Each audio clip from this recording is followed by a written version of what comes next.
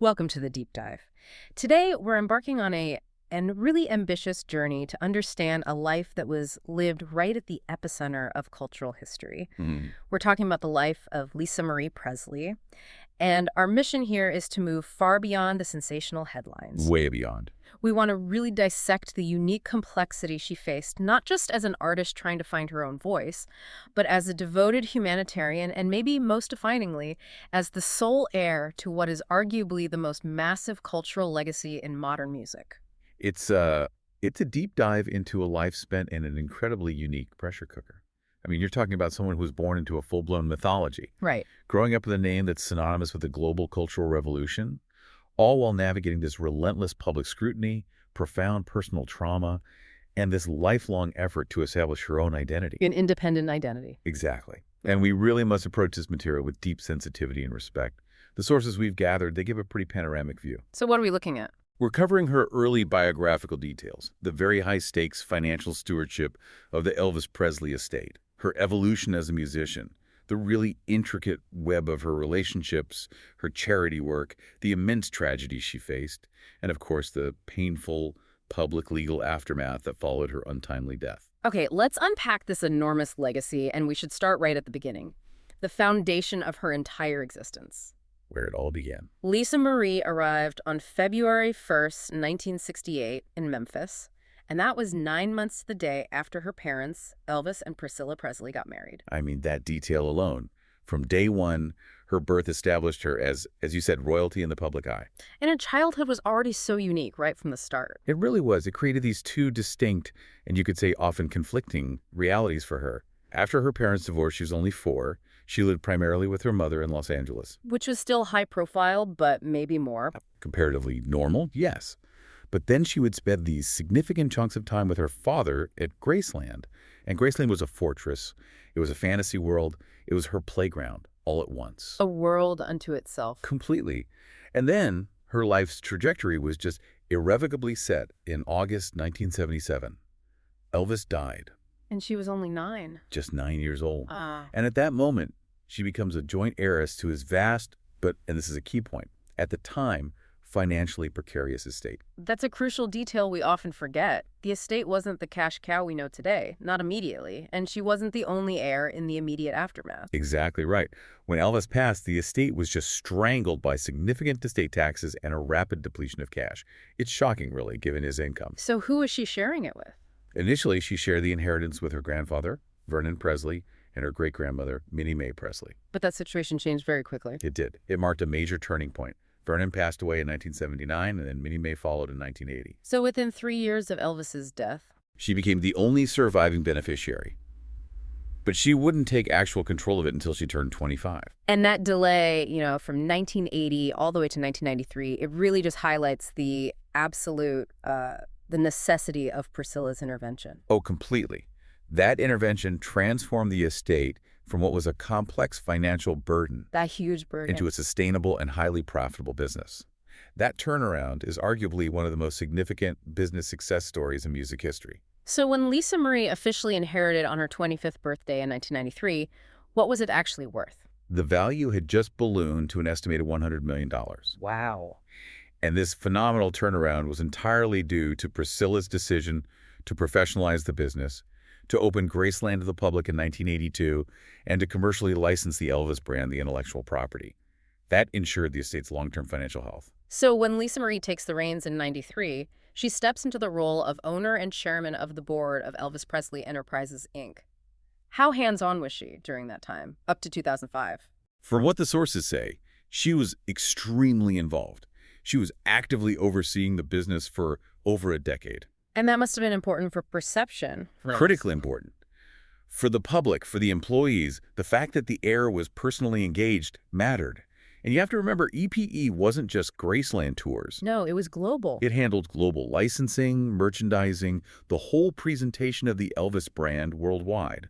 Her ownership was a symbol of continuity, of authenticity. But then comes the defining financial action of her stewardship in 2004, a massive decision that essentially restructured the whole business. while protecting the historical and emotional core of the legacy. Let's get into the specifics of that sale to CKX Inc. Okay, so this decision, it really requires a deep understanding of what the Elvis estate is.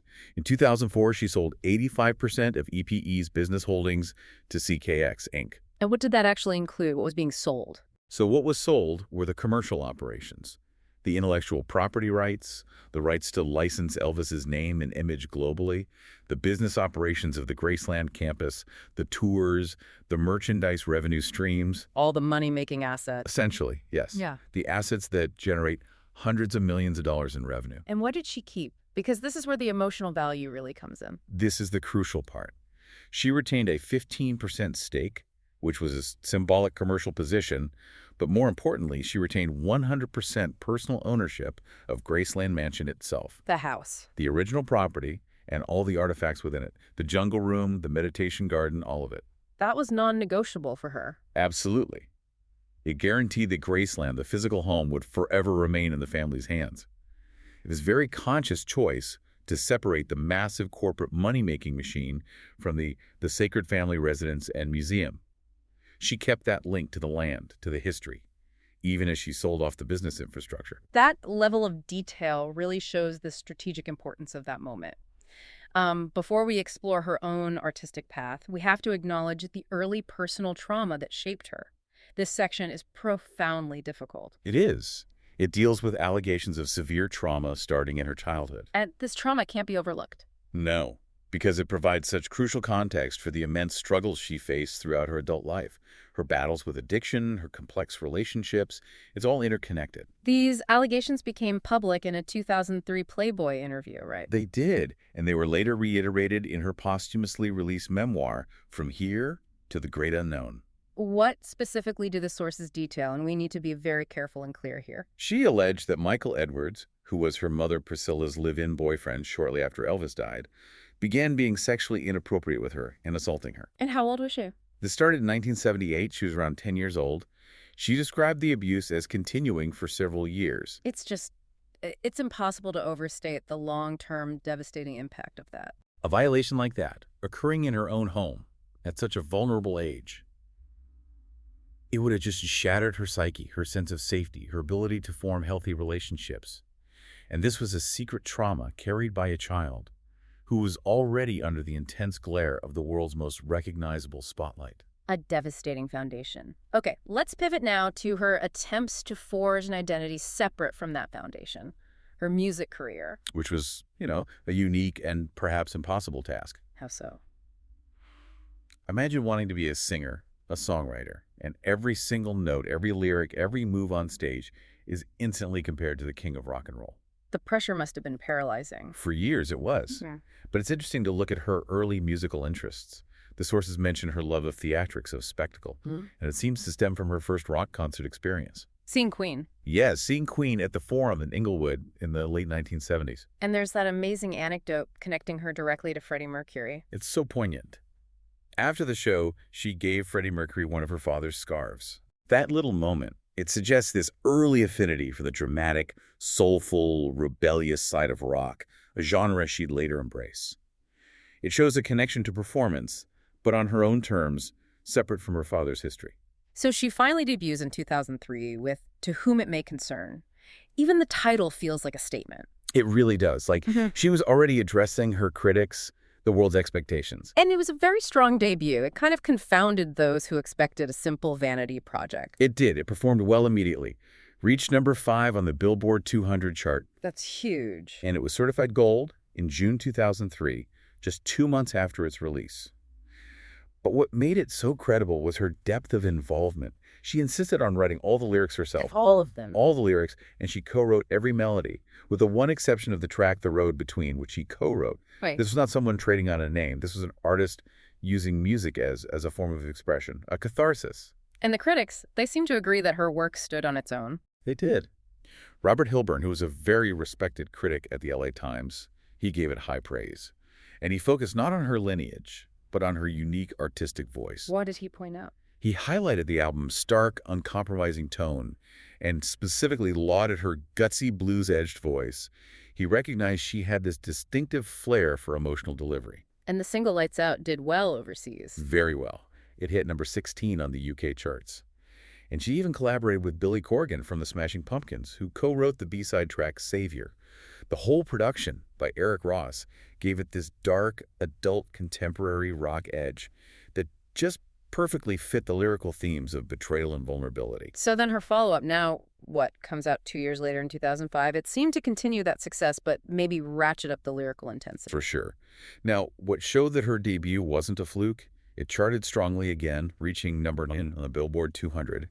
And she maintained that creative control, co-writing 10 of the album's tracks. It was more assertive, it seemed. Overtly assertive, both in its sound and its lyrics. I remember the single Dirty Laundry being really notable, especially for a cover. Right, a cover of the Don Henley classic about media exploitation and sensationalism. It was the first single, hit number 36 on the Billboard AC Singles chart. Choosing that song was such a deliberate statement. A huge statement about the intrusive press she faced every single day. But the album also included very confrontational original material. Like the song Idiot. Yes. Idiot was explicitly described in sources as a jab towards different men in her life. So she was using her music as a platform, a very personal one. Highly personal, even confrontational, airing grievances, reflecting on difficult relationships. The raw nature of it was reflected in the parental advisory sticker on the cover. She also covered the Ramones' Here Today and Gone Tomorrow and collaborated with Pink on the track Shine, adding another layer of contemporary rock relevance. After Now What, there was a pretty significant gap. 7 years before her third album, Storm and Grace, in 2012. And this album represented a complete sonic and artistic shift. That pause was crucial for her evolution as an artist.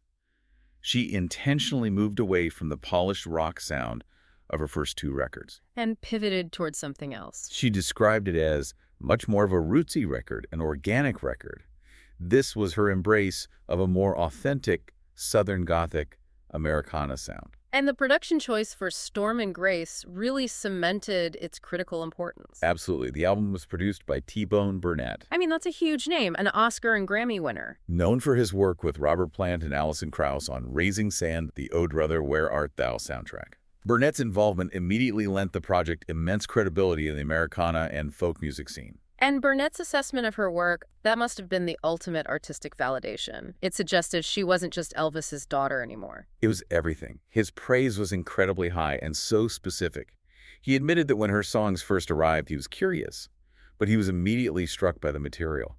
He described it as honest, raw, unaffected, and soulful. He declared her a Southern American folk music artist of great value and said he believed her father would be proud. AllMusic mirrored this, calling Storm and Grace a much stronger, more mature, and more effective work.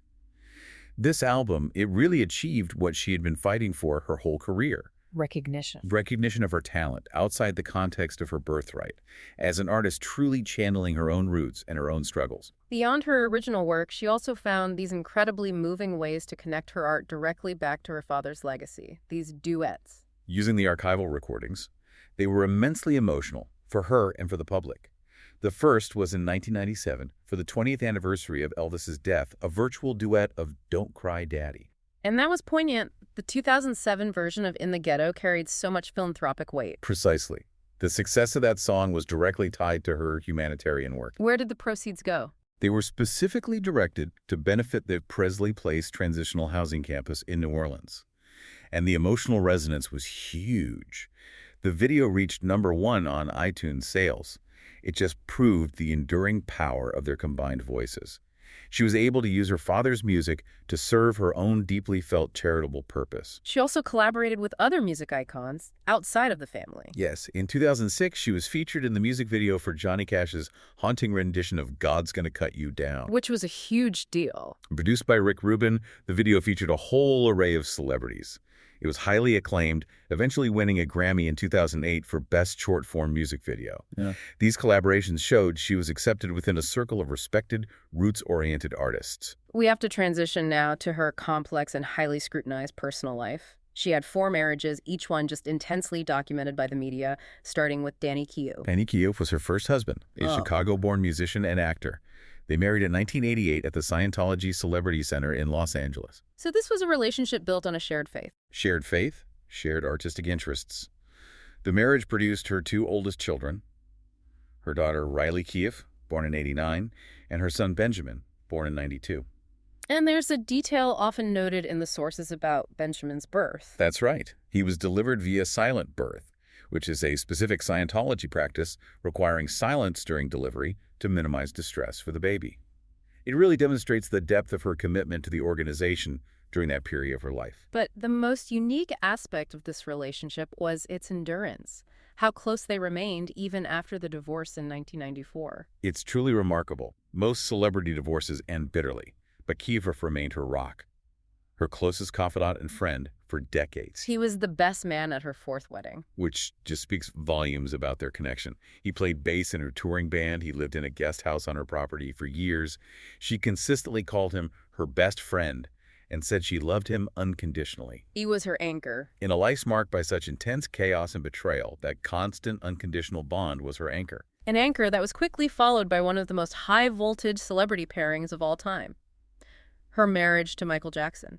The speed and intensity of that relationship just captivated the entire world. The timeline is breathtaking. She divorced Keefe in May 1994, and just 20 days later, she married Michael Jackson in a private ceremony in the Dominican Republic. And while the world saw this merger of two cultural icons, the context was really dominated by the allegations he was facing at the time. Heavily influenced by the sexual abuse allegations.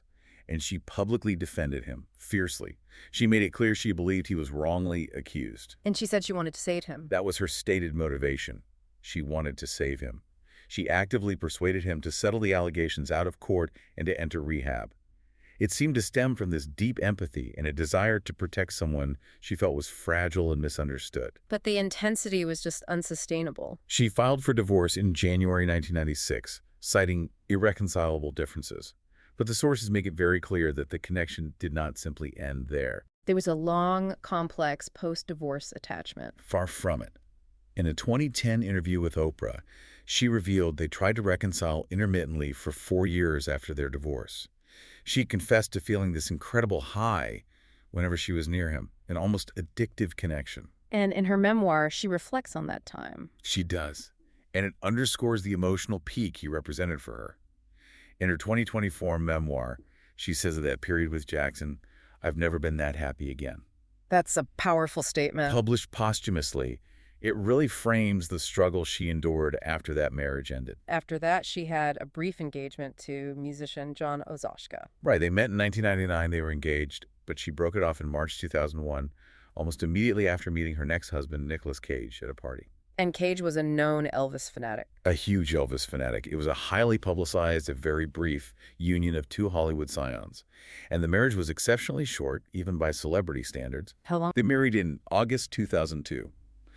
Cage filed for divorce just 107 days later. The divorce was finalized in 2004.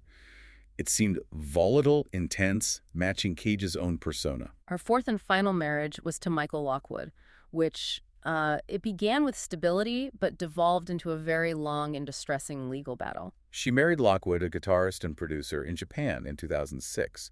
And as we said, Danny Keough was the best man. It seemed stable at first. It did. It resulted in the birth of their fraternal twin daughters, Harper and Finley, in 2008. But that stability just fractured dramatically when she filed for divorce in 2016. And this situation escalated in 2017 with some highly distressing court filings about the children. We have to be impartial but clear here. It's a very painful area of her life. In those 2017 filings, she alleged that she'd found inappropriate images of children on Lockwood's personal computer. And those allegations were serious enough to trigger immediate action. Yes, the twins were temporarily placed in the care of Priscilla Presley. And it is essential to detail the outcome of the investigations that followed. Absolutely crucial for factual clarity. Multiple police agencies investigated. The Beverly Hills Police Department examined over 80 of Lockwood's electronic devices and concluded that no criminal activity was found. And the Tennessee Bureau of Investigation? The TBI also closed its case later in 2017, concluding no evidence of a crime had occurred in Tennessee. But despite the lack of criminal findings, the allegations made the custody dispute extremely toxic and prolonged. The divorce was only finalized years later, in May of 2021. Moving now to the intersection of her deep personal struggles and her humanitarian efforts. Lisa Marie was remarkably open about her struggle with opioid dependency. which began medically. She publicly disclosed that her dependence started after being prescribed opioids following the birth of her twins in 2008. A very common origin point for addiction. Yes, what starts as legitimate pain management spirals into dependency, and she was transparent about that difficult path. She even used her platform to share her experience to try and help others. She did. In 2019, she wrote the foreword for the book United States of Opioids, and she discussed her personal experience. It was an act of public vulnerability that served to demystify addiction and attach a human face to the epidemic. But this lifelong battle, it sadly resurfaced in the period leading up to her death. The sources indicate the struggle was relentless. She had reportedly been using opioids again in the weeks prior to her death, and she had also lost a significant amount of weight, 40 to 50 pounds, in the preceding months. Suggesting a period of severe distress. A period of severe physical and mental distress right before she passed. But despite that turmoil, she channeled her desire to make a difference into tangible charity work, most notably through the Presley Charitable Foundation. The foundation established Presley Place in New Orleans in 2001, a highly regarded program aimed at giving comprehensive support to homeless families. And it wasn't just a short-term shelter. No, it was designed for long-term recovery and independence. It provides families with up to 1 year of rent-free housing, which removes that immediate financial pressure. What other services did it provide? Beyond shelter, they offered mandatory support, child daycare, career counseling, financial literacy education, self-esteem tools. The foundation also created the Elvis Presley Music Room, giving kids access to musical instruments. It was a holistic approach focused on real independence. And she was very hands-on during national crises, like Hurricane Katrina. Her response in 2005 is a prime example. She partnered with Oprah Winfrey's Angel Network and provided direct physical assistance in Memphis. She was quoted as saying she felt compelled to act. She said, "I'm here because I definitely needed to do something. People need help. This is a huge catastrophe and everyone needs to stand up." She personally oversaw loading trucks with supplies, working with FedEx and Kroger, and then traveled to Mississippi to distribute them directly to evacuees. And her efforts were officially recognized. Yes, in 2011, the governor of Tennessee issued a proclamation recognizing her extensive charity work. And 2 days later, the mayor of New Orleans presented her with a certificate of proclamation, specifically for her dedication to the city, especially after Katrina. We also have to address her decades-long, high-profile involvement with the Church of Scientology, which was a defining element of her public persona for many years. Her involvement was substantial. She worked closely with groups supported by Scientology, like the Literacy, Education, and Ability Program, or ALE-APE. She even received their Humanitarian Award in 2002. And she used her influence to advocate on issues related to mental health treatments, even speaking before Congress. In September 2002, she addressed a congressional hearing. She was speaking for the Citizens Commission on Human Rights, or CCHR, which is run by Scientologists. What was her testimony about? She spoke in opposition to the routine use of medication for ADHD.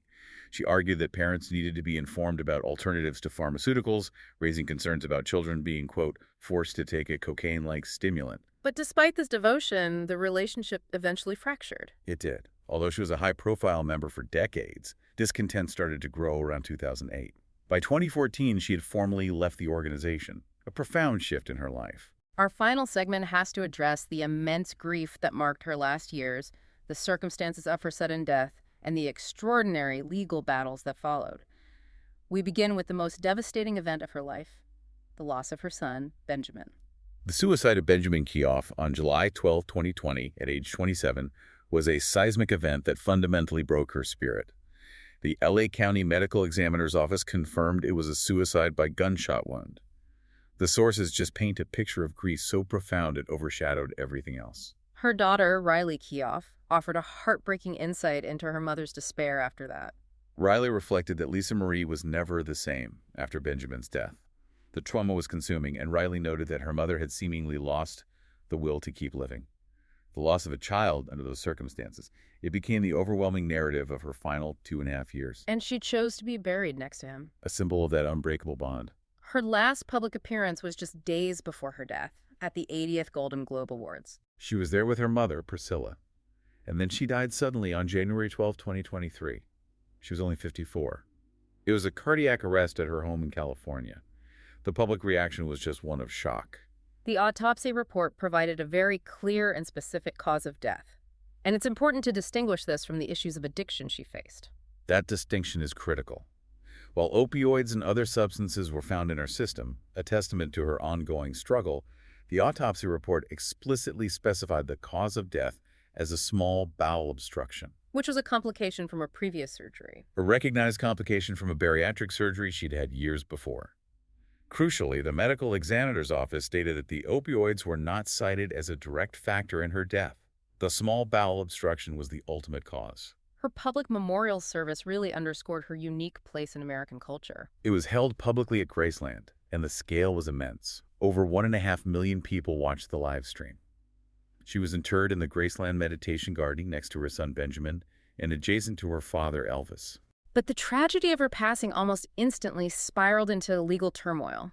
Public and private turmoil centered on control of the estate and specifically Graceland.